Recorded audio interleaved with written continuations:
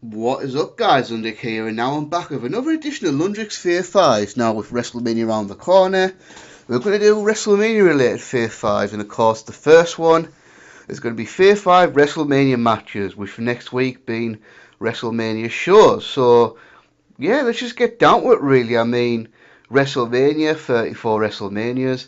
There's been tons of matches, there's been a lot of classic matches. So, with that being said, guys, obviously, with that being said, a lot of your favourite matches won't be on this list because I can only pick five, can't I, really? Um, so please don't get upset if some of your best matches aren't on here.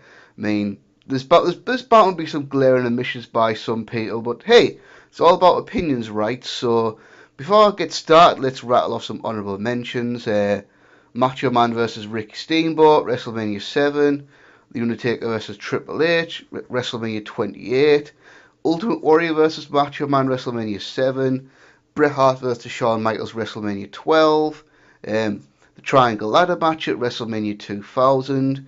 But enough about honourable mentions. Let's get down to the list. Coming in number 5. I mean, this match is probably number 1 on a lot of lists, I would imagine. But it's just number 5 on mine. But hey, still on the list though, so you can't really complain about that. And that's obviously WrestleMania 25, The Undertaker versus Shawn Michaels. And just thinking about it, this match took place almost 10 years ago now. And that's just really weird to think about. This match is already nearly 10 years old. So, over the years, we've had many classic matches at WrestleMania. This is definitely one of the absolute best of all time. On a, let's be honest, a really mediocre WrestleMania. I mean, if you think about it, there was a match this good on a WrestleMania, but WrestleMania 25 is often criticised. So yeah, WrestleMania 25 just wasn't a very good show, and this was the only real saving grace of it. I mean, yeah, I just think this was an amazing story with two amazing characters at the right time. So obviously, there's so much history between these two guys. I mean, at the time, it was Mr. WrestleMania, probably the greatest in-ring performer in WrestleMania history, Shawn Michaels, against a man who had never lost at WrestleMania, in the Undertaker. I think at that time it was no 16-0 at that time. At the time this match, of course, it eventually ended up at 21-0. But here they are, these two absolute legends at the time, going at the grand stage of WrestleMania. I mean, for me, obviously, these two guys, when I first started watching wrestling in 1992 until 2009, these were the only two guys still around. So there was a lot of history between these two guys and me. I mean, obviously, they had their massive feud in 1997, obviously, most notably with the Hell in a Cell match at Bad Blood. And here we are, all these years later. Probably, obviously, well, you'd think of the twilight of the careers, but the Undertaker's still going, like nearly 10 years later. Obviously, Shawn Michaels retired the next year, obviously based around this match. So for me, it's funny, really. You think about it. Shawn Michaels came back to WWE in 2002. Never really thought about wanting to see Shawn Michaels versus Undertaker again for some reason. Not sure why, but then for me, this match got teased for over 2 years. So obviously, the first really hint of it took place at the Royal Rumble 2007. The final two of the Royal Rumble were Undertaker and Shawn Michaels. And for about 7-8 minutes, they had like a little mini match in there. And it was easily the most exciting end to a Royal Rumble match of all time. I mean, it was just absolutely amazing if the Undertaker win the Royal Rumble. But that really got people's appetites wet. That was just like, okay, this is what they could do in a imagine what they could do in a singles match. So for me, I was like, God, I really want to see Shawn Michaels face the Undertaker now. And obviously WrestleMania 23 comes around. But it made more sense for both guys to be going for the title, so it didn't happen. Then, of course, WrestleMania 24 comes around. They don't do it then. They don't do it at SummerSlam or anything like that. Because obviously Taker faced Edge in the main event and Shawn Michaels retired Ric Flair. And then you think WrestleMania 25, okay, this is going to be in Houston now, in Texas. You got Shawn Michaels, you got The Undertaker, two Texas legends. Obviously at the time, because obviously when you start thinking about, I think most people start thinking about potential WrestleMania matches around November, December time of the previous year, then you look at that and think, oh, there's not really a marquee match with Shawn Michaels and Undertaker here, really. It'd be perfect if they wrestled each other. And if I remember right, that was the online route at the time this match was going to happen. And then, boom, they finally got the ball rolling the night. I think it was the night after No Way Out when Shawn Michaels beat JBL to get his freedom. So Shawn Michaels first talked about facing the Undertaker at WrestleMania, because this was a time where breaking the streak was a massive deal. I mean, you could argue ending the streak was much more important than being the World Heavyweight Champion at the time. And I definitely believe that it was. So they actually teased it for a while because Shawn Michaels had to beat JBL. And then Vladimir Kozlov had a claim to face the Undertaker. Because do anyone remember Vladimir Kozlov? Anyone? Me neither. So it came down to Shawn Michaels and Vladimir Kozlov. And to be fair, that was probably one of the most predictable matches ever, because surely if you've got Shawn Michaels, you're not going to have Vladimir Kozlov face the Undertaker at WrestleMania. Shawn Michaels beats Kozlov, and then the match was on. I mean, so excited. I mean, we knew this was going to steal WrestleMania 25. This was going to be a classic match, and it absolutely was. I mean, we get the match, and obviously the entrances were awesome, with Shawn Michaels coming down from the ceiling, Undertaker coming up from the ceiling. The whole storyline was about the lightness and the darkness, which is great stuff. Then the match just... I think sometimes you just see something that's truly special, and this was absolutely one of those times for me. I mean, yeah, just this match was an absolute classic. I mean, it's one of those matches where... It's just one of those rare matches where everything just comes off pretty much perfectly. I mean, you think about it, Shawn Michaels was 44, Shawn was 43, The Undertaker was 44, and they still had a match of this quality, because you got to remember the experience these guys had at the time. I mean, they both had about 25 years of experience behind them, so between them, that was like 50 years of in-ring experience coming together on a massive stage like WrestleMania. With, like I said before, Shawn Michaels was known as Mr. WrestleMania. The Undertaker was a guy who'd never lost at WrestleMania. So really, these were the two, along with probably like someone like Hogan and Austin, these were the guys that WrestleMania revolved around. And even since he came back, Shawn Michaels had stole a show at every WrestleMania, with the exception of WrestleMania 22. And that's only because he was in there for 6-year-old Vince. And oh my god, yeah, just... I think the match builds perfectly as well. I mean, they don't just go right into all these high spots. They build the drama up a little bit, have some smaller moves and stuff like that, some smaller kickouts, and then probably the most scary moment of the match, the Undertaker goes for a suicide dive, and Shawn Michaels puts the cameraman in front of him. The cameraman was actually Sim Snooker in disguise, but Snooker didn't catch the Undertaker on time, because obviously, and I don't blame him for that actually, because cameraman had this big giant camera, so he had to drop the camera and then cast the Undertaker, and Taker just came too fast and he didn't do it. And Undertaker lands right on his head, and it's like, holy fuck! Oh my god! Is Undertaker just broken his neck on live television in the middle of the match, and now the streak's going to end anyway because the Undertaker's not going to get back up and his career's over. I mean, truly scary spot that was. I mean, it really was. To the credit, they did do a dramatic spot. There was a really dramatic count out, because, to be fair, Shawn wins the match by count out. Still ends the streak, right? I mean, yeah, he wouldn't have pinned the Undertaker or made him submit, but hey, win's a win, right? So, the Undertaker dramatically makes it back in the ring just in time.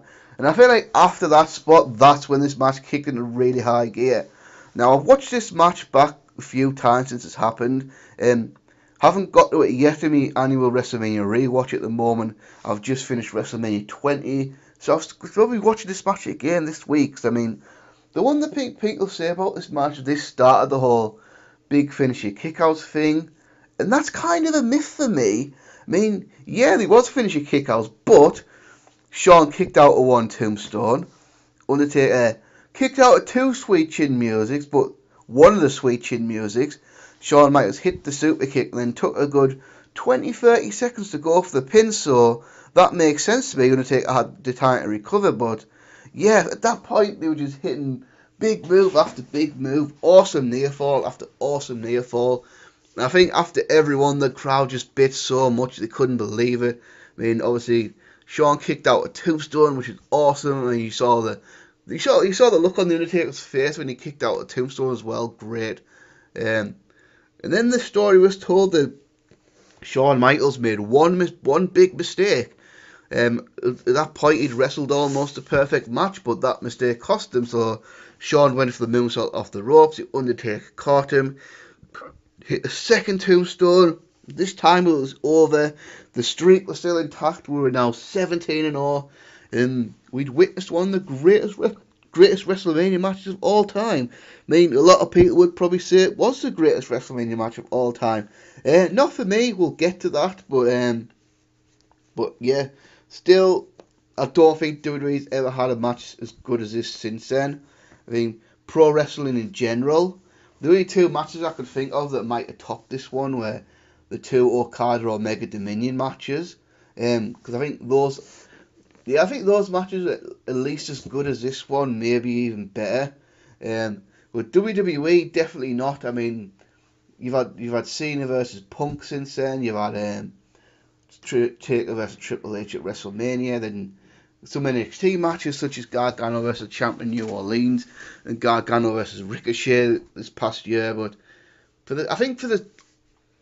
the drama and the storytelling and the strength of these characters on a stage like WrestleMania, I don't really see them ever doing a match like as good as this ever again.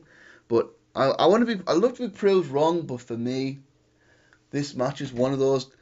I think every era has that defining classic match, and I'll say the early PG era, so 09 or about 012 or whatever it is. This has got to be that defining match of that era. It has to be. And of course, this led to Undertaker retiring Shawn Michaels the following year at WrestleMania 26. But yeah, I mean, obviously, I'm going to just assume everybody watching this video has seen this match. I mean, if you haven't, where the hell have you been? But yeah, Taker versus Shawn Michaels, WrestleMania 25, number 5. Coming in number 4, we're going back to 2001 and the epic WrestleMania 17 main event for the World Wrestling Federation Championship. Stone Cold Steve Austin versus The Rock. I mean, as far as classic matches go, this is definitely, for me anyway, the greatest main event in WrestleMania history. Not the greatest match in WrestleMania history because it's only number 4. We'll get to what the greatest WrestleMania match in history is later on. But yeah, obviously, just a defining match. I mean, obviously Stone Cold Steve Austin, The Rock, the two biggest icons of the Attitude Era. And here they are, main event in a big WrestleMania in the Houston Astrodome, Houston, Texas, April 2001. Amazing match. I mean, it really was. This was a match number 2 of the big WrestleMania trilogy between The Rock and Stone Cold Steve Austin. Obviously, the first match he had 2 years prior to this, WrestleMania 15. And then obviously 2 years after this, WrestleMania 19. But maybe we'll talk about those matches later on. And for now, we're going to focus on this one. So I'm not going to talk about too much about the build-up because, spoiler alert, WrestleMania, yes, I know WrestleMania 17 is going to be on the list next week. I mean, come on, of course it is. It has to be, doesn't it, really?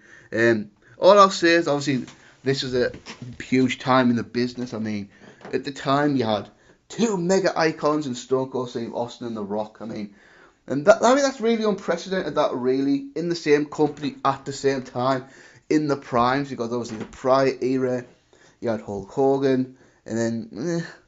Suppose John Cena, I guess. Maybe. I mean, I do think John Cena was a star, but I don't think he was on the level of Austin and Rock. I mean, so obviously it's very rare to have that mega mainstream star, and the WWF had 2 of them at the same time, Stone Cold Steve Austin and The Rock. I mean, obviously earlier on the Attitude Era, Stone Cold was clearly the man, and I think by the time WrestleMania 15 rolled around, Austin was clearly number 1 and Rock was clearly number 2. I mean, that wasn't a bad position to be in because at the time, Austin was arguably the hottest superstar ever. I mean, the only other guy you could say is Hulk Hogan. Then obviously later, I think in 1999, The Rock's popularity grew and grew and grew, and it was a really awesome thing to see. And then, unfortunately for the WWF, Stone Cold Steve Austin had to get the neck surgery late 1999, early 2000, and was out of action for a year. But it was a great opportunity for The Rock, because with Stone Cold out the picture, The Rock really emerged as the man. I mean, obviously, go back, watch The Rock in 2000. I mean, it was just so hot, it wasn't even funny. I mean, even in your everyday life, everybody knew who The Rock was by that point. And then obviously The Rock's popularity just soared in 2000. Then Stone Cold comes back in Unforgiven 2000. At that point, so obviously at that point, they were pretty much 1 and 1A. I think they were definitely equal at that point. I think at that point it was like, okay, Stone Cold and The Rock, that's your WrestleMania main event, surely. And yes, he eventually got there with Stone Cold winning the 2001 Royal Rumble, then The Rock beating Kurt Angle for the WWF Championship at No Way Out. I mean, this was going to be amazing. This WrestleMania was going to be huge. And it was. I mean, obviously we're going to talk more about WrestleMania 17 in depth next week. I mean, of course we are. I mean, it'd be pretty insulting if that was on the list, wouldn't it, really? All I'll say is that you got all the ingredients for a classic match, 2 huge icons, main event in a big show with some great build. And everybody wanted to see this match. I mean, that's the thing. Everybody was talking about this match. I mean, if you were a wrestling fan at the time, you could not wait to see this match. And yeah, the atmosphere was incredible. And I just love the start of this match. So the start of this match, The Rock gets off, does his little pose on the ropes, and Austin just punches The Rock, and the match was on. No feeling out process here. And sometimes that's appropriate. I mean, it was just full throttle. He went at it straight away, just brawled the shit out of each other right from the get-go, really. I mean, and that was just appropriate, really, for me. I mean, no, Austin and The Rock didn't need to figure each other out. They just wanted to get it on. I mean, and for about close to 30 minutes, I'm not sure of the exact match time, it was just all action. I mean, it really was. I mean, it was a no-holds-barred match as well, so did a lot of shit. I mean, Austin bloodied The Rock early on with the ring bell. Rock bloodied Austin up. I mean, he did some awesome spots. Some great callbacks to some classic moments in Austin's career as well. I mean, they both had each other in the sharpshooter. Particularly awesome one where The Rock had Austin in the sharpshooter when Austin was bleeding. A nice little callback to Bret Hart and Stone Cold at WrestleMania 13. And then I actually love this spot, actually. Austin put the $1 Million Dream on The Rock, and I was like, wow! I haven't seen Austin do the $1 Million Dream for years. I mean, because that was Austin's finisher when he was a ringmaster, managed by Ted DiBiase in 1996. So I heard the story told that Austin was doing everything he could to beat The Rock. I mean, he was going for every little thing he had in his arsenal to try and get the victory, even putting the $1 Million Dream on. And obviously, The Rock did the thing where he climbed up and bounced off the ropes and fell back into a pinning position. Another call back to Bret Hart and Stone Cold Survivor Series 1996. Although this time Austin was able to escape. So yeah, then the match goes down, big moves, kickouts, exciting action. Then of course this is all remembered for Vince McMahon coming out. At one point it looked like The Rock had Stone Cold Steve Austin beat, but then Vince pulled the referee off, and then so it's like, what the hell's going on here? And then obviously later on in the match, Vince is giving Austin a chair, and it's like, wait a minute, come on, Stone Cold and McMahon, not a chance. That's ridiculous. That's not true, right? No, that's just crazy stuff. Yeah. And then obviously, I mean, The Rock kicked out Austin couldn't believe it. Big chair shot, The Rock kicked out again. Austin was furious. And then the end of the match, because McMahon held McMahon held The Rock for Austin. It was like, wait a minute. I know what this looks like, but no way Stone Cold missed McMahon in cahoots here. Absolutely not a chance. Then Stone Cold just violently beat the shit out of The Rock with a steel chair to finally pick up the win and become the World Wrestling Federation champion. I mean, definitely culminated his big comeback, didn't it, with Austin coming back from spinal surgery in 2000. And then, obviously, that led to Austin turning heel, along with Vince McMahon, which we don't want to get into much detail about that here. That's been talked about at death. It does not really need to be mentioned again, but all I'll say is this match is amazing. By the way, just for the record, every single match on this list gets 5-star ratings, just so people know. For me, the best match in the Austin Rock trilogy, one of the best WrestleMania matches, hell, one of the best WWE matches of all time, period. I mean, absolutely. I mean, this match definitely needs to be checked out if you haven't seen it. Stone Cold Rock, WrestleMania 17. Coming at number 3, we're going back 25 years in one of the most iconic and one of the most innovative matches in WrestleMania history, and one of the real matches that changed the business forever, and that's Shawn Michaels versus Razor Ramon, a ladder match for the Intercontinental Championship in Madison Square Garden. I mean, this match has set the standard. I mean, let's be fair. I mean, wrestling's just got so advanced over the last few years with high spots and things like that, but this match absolutely set the standard. I mean, 25 years later, it's still talked about. I mean, this match obviously inspired an entire generation to get into the business and do cool matches like this. So, 25 years ago, you had Shawn Michaels, you had Razor Ramon. I mean, it's just one of those ones where everything seems to align together, and then the perfect reason to do a ladder match. Now, just want to make the point that ladder matches were not invented by the WWE, as the WWE might like to claim. Ladder matches were actually invented way back in the late 70s with Stu Hart's Stampede Wrestling promotion. Now, obviously, you look at it, I mean, it was a cheap-ass ladder, and they didn't do a bunch of spots like they do now, but they definitely invented the ladder match back in the late 70s, and there was a few, like Bret Hart versus Bad News Allen, Bret Hart versus Dynamite Kid. I remember seeing clips of a one with JYD versus Snake Roberts in like 1979 or something. So it was a concept that in 1992 Bret Hart presented to Vince to pitch to do a ladder match.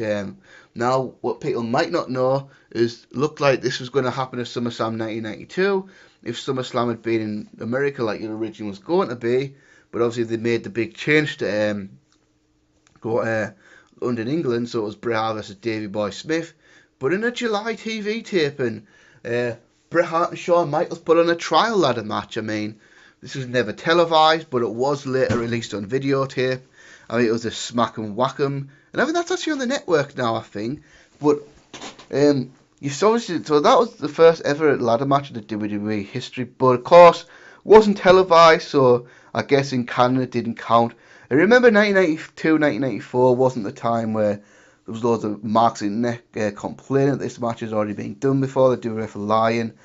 So obviously, the ladder match concept got sat on for a couple of years, and then a situation arose where we come to WrestleMania, both Shawn Michaels and Razor Ramon have a legitimate claim to the Intercontinental title, and this is how they're going to settle it. So, just a quick background story. In September 1993, Shawn Michaels was doing very well as the Intercontinental Champion. I mean, he was champion for most of 1993. He was really getting over as a heel. Now he had Diesel in his corner as his bodyguard. Shawn Michaels, for me, in 92, 93 was an awesome Intercontinental Champion.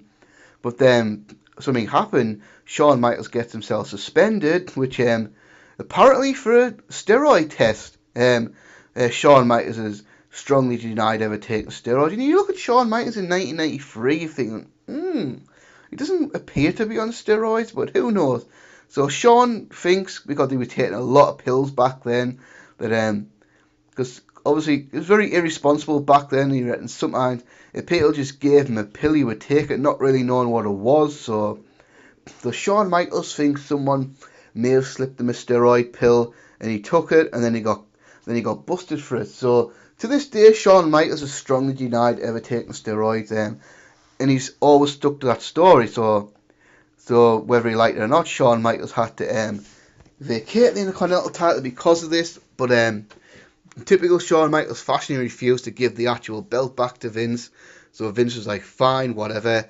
Let Shawn Michaels do his 6-week suspension. In the meantime, we needed to crown a new Intercontinental Champion, and that man was Razor Ramon, who they had quite an interesting concept, actually, one I don't think they've ever done again.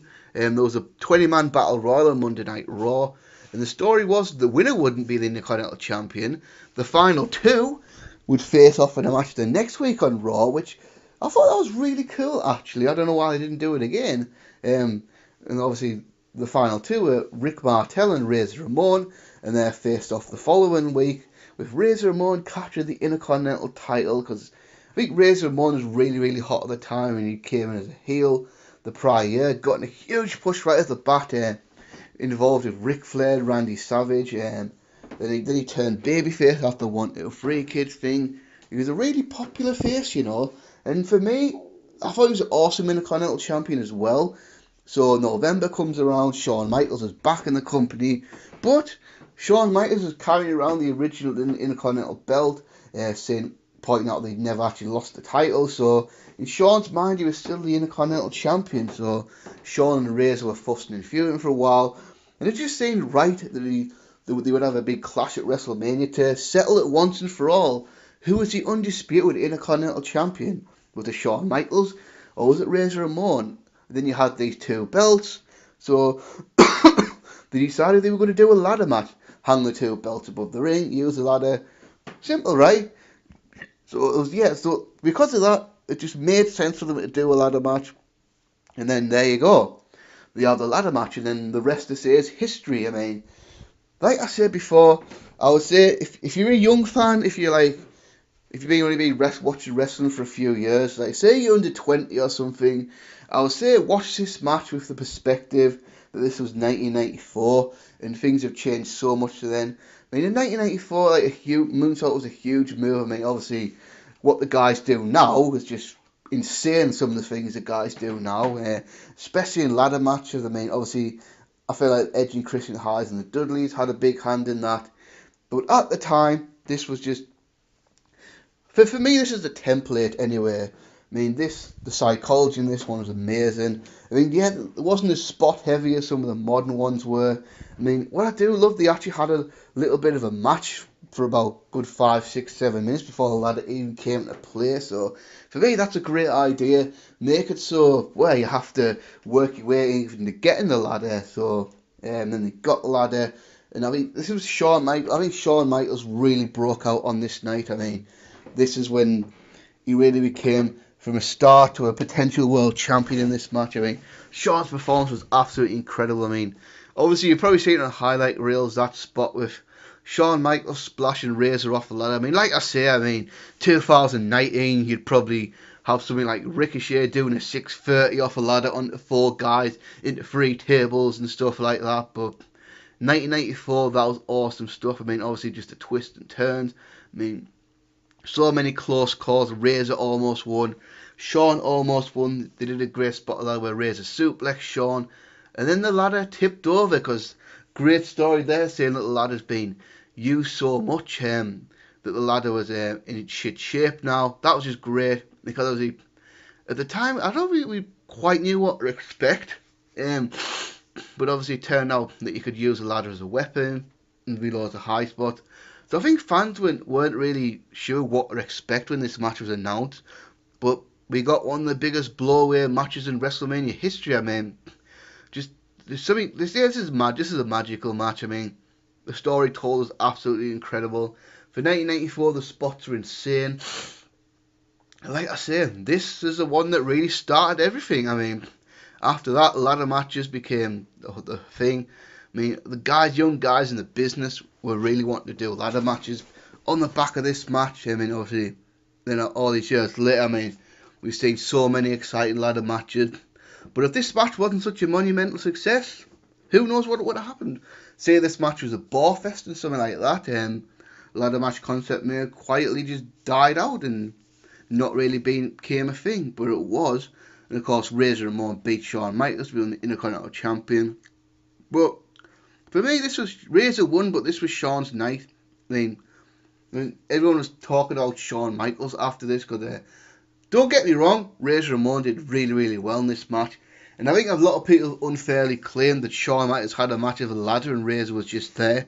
I also thought that was very, very harsh. I mean, Razor Ramon definitely played his part in making this match awesome. But Shawn Michaels, just his performance in this match, I mean, really elevated to that status of because I don't think at the time people were thinking of Shawn Michaels becoming the World Wrestling Federation champion, but definitely think this got the ball rolling on that regard. And of course, 2 years later, Bret beat Bret Hart and Shawn Michaels Iron Man match at WrestleMania.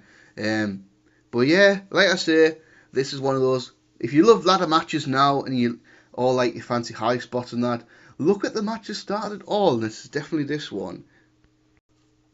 Coming in number 2, ironically, on the same WrestleMania, WrestleMania 10, Bret Hart versus Owen Hart in the opening match. Now, think about that.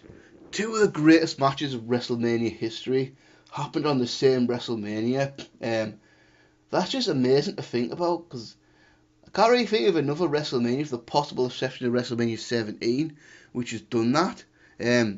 So, objectively, I would probably say that Shawn Razor match was better than this, but subjectively, because like I said before, it's a subjective list, I like this match a little bit more. I'm not going to talk about the story too much in this match, because I have discussed it in a prior video. I think there was 2 Fave Fives I did this one, and I think one was rivalries and one was in-ring chemistry, so we're not going to talk about the build-up this match too much just there, because obviously I've talked about that and I don't want to take up too much time on the video. But for me, as far as pure wrestling matches go, this may be one of the best pure wrestling matches in the history of the company. As far as WrestleMania goes, I definitely think it's the best technical wrestling match in the history of WrestleMania. It's definitely up there as all-time classic. I mean, you got the 2 Hart brothers in the opening match at WrestleMania.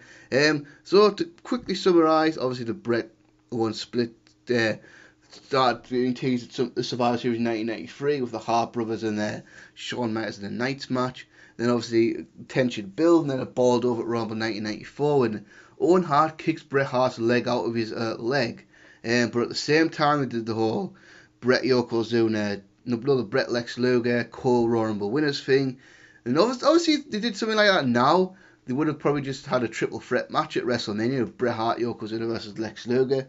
But this was early 1994. Triple threat matches weren't really a thing, so both Bret Hart and Lex Luger would get individual shots at the WWF title. But Jack Tunney ruled that, to be fair, both men would wrestle twice on the card, so they did a coin toss.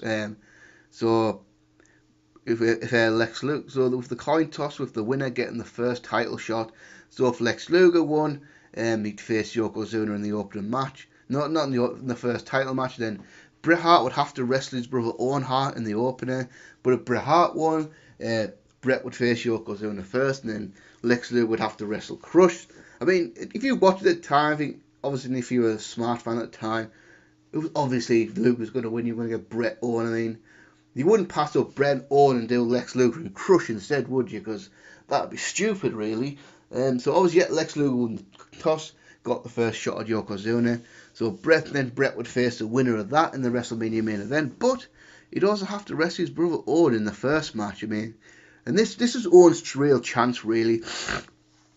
I mean, Owen had been around the business for a while in the mid-80s in Stampede.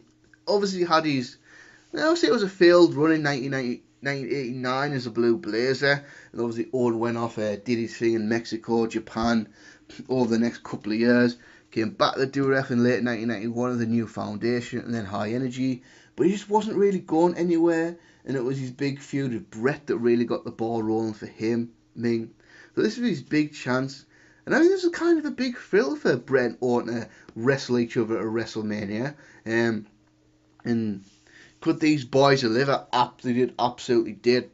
And I think it's a testament to how good they were as characters. They got correctly booed and cheered, because think about it, you could easily spin it that Bret Hart was the arrogant, evil big brother, always holding his little brother down, and now his little brother was merely just standing up for himself against his big brother that's being overshadowing him all his life. But Owen Hart was such an obnoxious little brat, and in this match he was absolutely fantastic in that regard. I mean, I always loved the first look up where Owen gets out and he's like, yeah! And this is that a victory, is it? So Owen would do horrible things like slap Bret Hart, just do a load of dirty tactics to him to really get the fans riled up and want to see Bret kick Owen's ass. Because he told the story of Bret didn't really want to beat up his brother, he just wanted to show him a lesson. And the match was just fantastic. I mean, perfect psychology, great storytelling, some awesome spot, fantastic pace as well. I mean, this match, I think as far as the pace of the match in this one definitely holds up to the standards of wrestling in 2019 in that regard. I mean, I really, really do. Obviously, Brett sold a leg injury fantastic in this match. I mean, did loads of awesome stuff to each other. I mean, big superplexes, tombstone, German suplexes, great stuff like that. I mean, they both got on each other in the sharpshooter. I mean, they did a real good job of portraying Owen as Brett's equal in this match, because at the time, Brett had been the world champion and he was in the main event of that show. I mean, Owen hadn't really reached that level yet. I mean, this really was Owen's first really big match of his career. I mean, granted, him and Brett faced the Quebecers back in Royal Rumble, but that's not really the same thing. I mean, and so this is a big chance of Owen. I mean, if Owen had flopped in this match, his push would probably be over with. But I think Owen Hart knocked it completely out the park in this match. I mean, although Brett tells a story in his book that they had a completely different match worked out, actually. This wasn't the match they were going to do. But then Brett realises, because Brett was thinking about it, because the original match he had mapped out was Owen doing a load of these big high spots, and Brett correctly thought, well, if Owen does all these fantastic moves, Owen's going to get cheated the hell out of, and the story's going to be ruined. Because obviously after this, the company was counting on Brett and Owen to do all these house show matches after this. And of course that would lead to the feud being blown off at SummerSlam 1994. So the last time they were back home in Calgary before WrestleMania, they went round to the Hart house, Stuart, the mum and dad's house, went down to the dungeon and then worked out a completely new match, which is the one they did at WrestleMania. And God, just an exciting match. I mean, all these years later, I still love this match. I mean, growing up, one of the awesome feuds of my childhood, and the finish I thought was fantastic as well.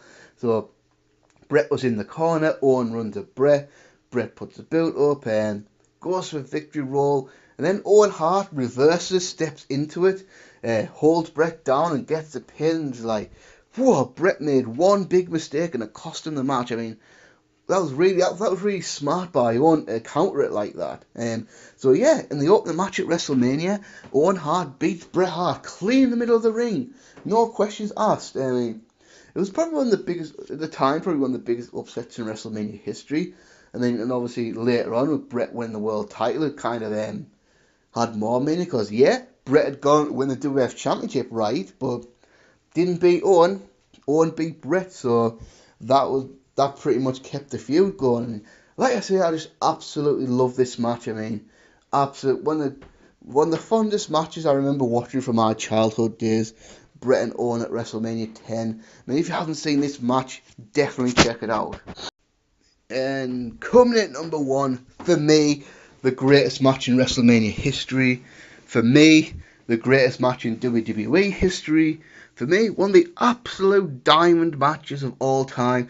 That's Bret Hart versus Stone Cold Steve Austin, submission match, WrestleMania 13. Now, when you think of WrestleMania 13, this is pretty much all you think of. I mean, let's be honest, WrestleMania 13 was not a very good WrestleMania at all. It was a mediocre WrestleMania at best.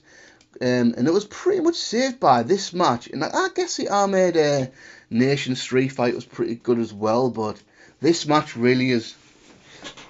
it's probably one of the biggest one-match WrestleManias I could think of.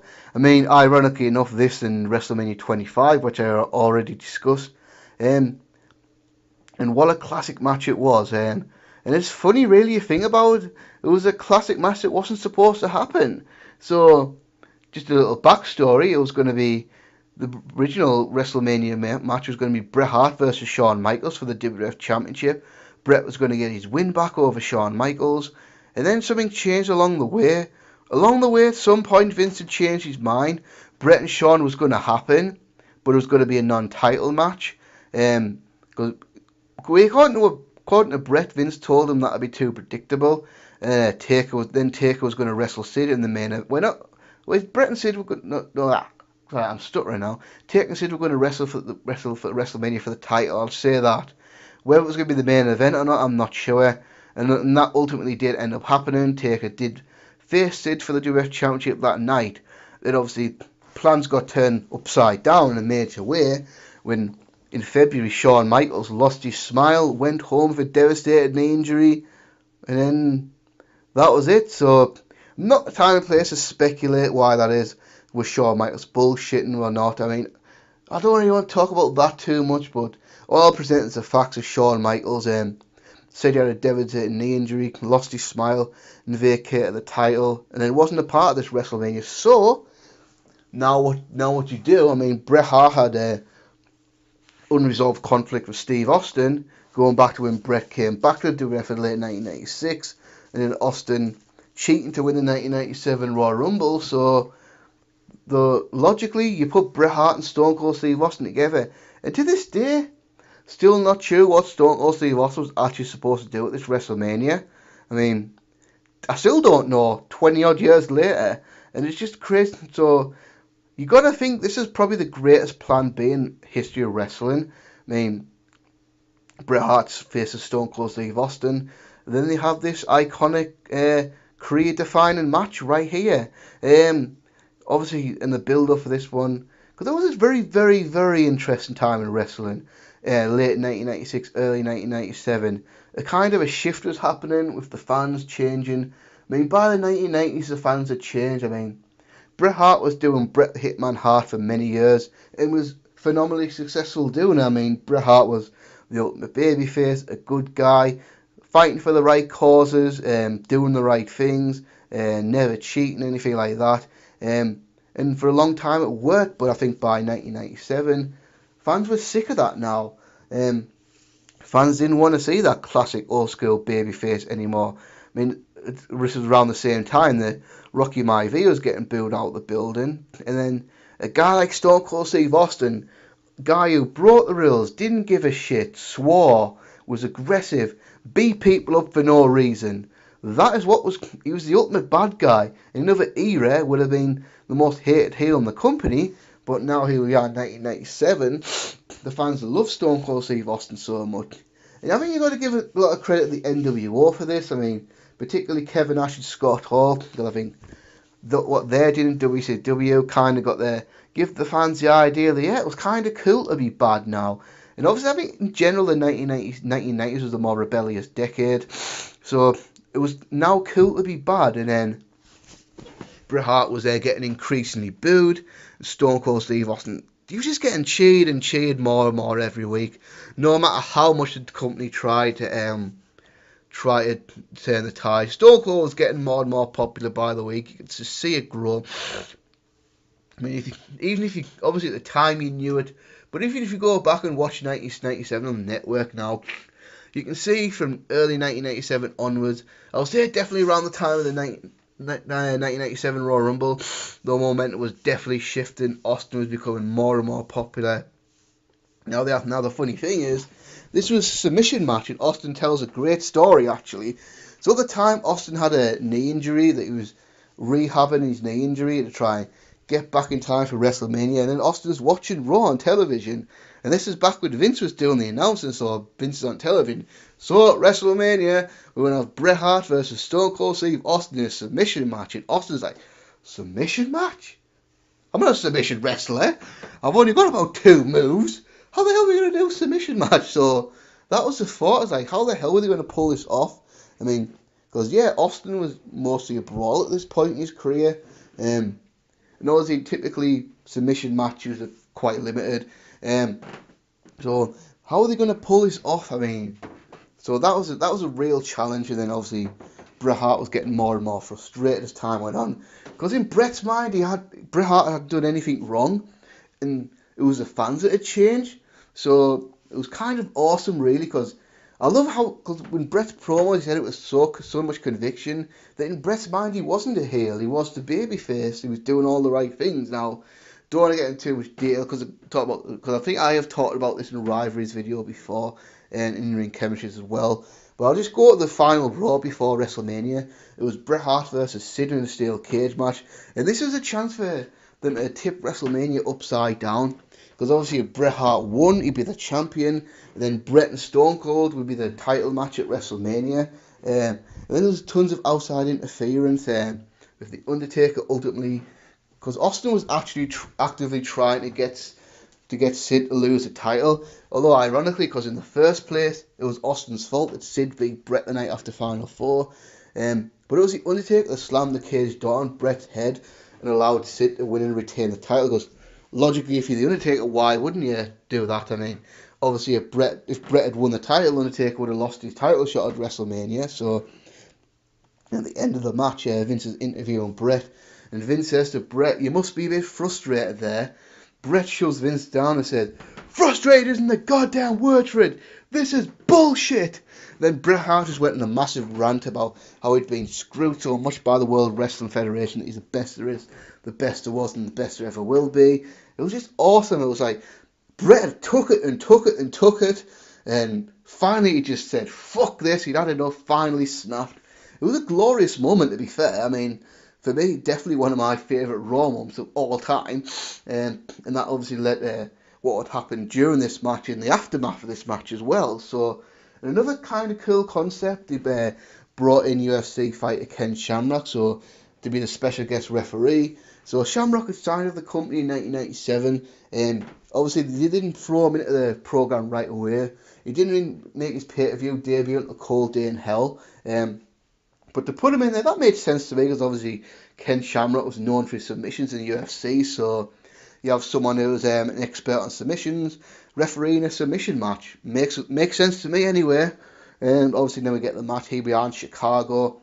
Stone Cold gets a great pop, a mixed reaction from Bret Hart, and then bam, the match is on. I love to start this match where Stone Cold just double leg takedowns Bret Hart and just starts laying into him, and Bret Hart takes Stone Cold down, lays into him. Because at the time I was 10 years old and this match was happening, and at the time I pretty much knew wrestling wasn't real, but obviously I didn't really know the ins and outs and how things worked and all that. But I used to always think, yeah, that wrestling's not real, but you know what, Bret Hart and Stone Cold Steve Austin really don't like each other. I mean, you could watch Bret Hart and Stone Cold brawl and think, you could easily suspend your disbelief to think you were seeing a shoot. So obviously they went through the crowd, brawled through the crowd, which that was a rarity at the time. I mean, obviously as the Attitude Era became a thing, and crowd brawling became the norm in big main event matches, but not really the case back then. So they brawled for several minutes before they even got to the ring, and just the story in this match was absolutely incredible. Just two guys that wanted to kill each other, and great stuff. I mean, obviously the build was just fantastic, and then this really did revolve around the big head injury for Austin during this match. So Bret Hart throws Stone Cold Steve Austin into the guardrail. Austin gets busted open, and again for 1997, that just didn't really happen. So I thought, I'm probably sounding like a bastard here, but I thought that was so cool when I was a kid to see the Bret Hart cut Stone Cold Steve Austin up. And to be fair, I think in this case, the Austin's blood absolutely made the match just that much better. Yeah, just it got down to, I mean, so many exciting twists and turns in the match. I mean, I loved it. Great spot where Austin was choking Bret Hart with the microphone cord, and out of pure desperation, Bret grabs the ring bell that was nearby, swings it, and just hits Stone Cold Steve Austin in the head of it. That was awesome. Another great spot I loved with Bret on the top rope. Austin getting back up and just laying him in the back of a steel chair. That was just great. I think Austin even got Bret Hart in the sharpshooter as well. Where Jerry Lawler goes, wouldn't it be something Bret Hart had to submit to the sharpshooter? How ironic that what would happen in Montreal. But for me, the finish for me, this is the greatest finish to a pro wrestler match of all time. So Bret finally gets Austin in the sharpshooter. Austin's bleeding, fighting for his life, trying to get out of it. Because remember, this was a time where finishes were actually protected. I mean, guys didn't kick out of people's finishes very seldom if they did. So generally, Bret Hart puts the sharpshooter on. The match is usually over. People aren't getting out of it. I mean, the only guy I remember escaping the sharpshooter before this was a British Bulldog of SummerSlam 1992 when he got to the ropes. And then the only guy to actually power out with a sharpshooter was the Undertaker of SummerSlam 1997. So Bret had Austin in a perfect ring position as well. Austin couldn't get the ropes. He was trying so hard to fight out of it. And that visual, that camera shot of Austin screaming in pain with blood going down his face, one of the most iconic images in WrestleMania history. I mean, I'm sure you've seen that so many times now, but it really was something that the great spot where it looked like Austin had gotten out the sharpshooter, but Bret Hart, tenacious like a pit bull, kept it on, got him back in the sharpshooter. Austin, because the fans were like really wanting Austin, because Austin was trying so hard to get out of it, but he just couldn't get out of it. But, and also Austin, being the toughest SOB in the WWF, was not going to submit. He was not going to give up to Bret Hart's sharpshooter. That just wasn't going to happen. So, and that Austin didn't submit to the sharpshooter. Austin was in so much pain that he finally passed out. And I love that the teaser Shamrock was like saying, "If you do not answer, I'll stop the fight." Stone Cold couldn't respond, so Bret Hart wins the match, which he won the match, but he didn't really. I mean, yeah, he beat Stone Cold Steve Austin so much that he had to pass out, but Bret Hart could not make Austin say I quit. So Austin's a hero now. I mean, Austin's the ultimate good guy now. And Bret Hart, yeah, he had a claim to beating Austin, but did he beat Austin really? No, he didn't make him submit. So now Austin's made. Now, what a match. For me, oh God, I love this match so much. I mean, 22 years later, it's still a classic. It is one of those really iconic matches. So well booked, and then that really cemented probably the greatest double turn in the history of wrestling. So, obviously, going into this match, Stone Cold was still technically a heel. Bret was still technically a babyface. And then, although that was changing, and this match finally completed the journey, completed the turn. So by the end of the match, everyone hated Bret Hart. Everyone loved Stone Cold Steve Austin. That kind of worked out well, didn't it? Stone Cold kind of became a big deal after this, you know. Obviously, no, but all serious, I mean, this was really the launching pad for Stone Cold Steve Austin to truly get over as a superstar. And of course, by the next WrestleMania, he was facing Shawn Michaels in the main event with Iron Mike Tyson as guest enforcer, and that, as he says, that, and obviously, so yeah, absolutely classic match. I love this match so much. I mean, if you haven't seen this match, you absolutely have to check it out. And that's going to be a wrap for Fave Fives this week, guys. So, like I say, I can only pick 5 matches in WrestleMania history, so obviously, I imagine some of your favourite matches won't be on this list, but these are my Fave Fives. And obviously, until next week, we're going to do Fave 5 WrestleMania shows. And until next time, guys, peace.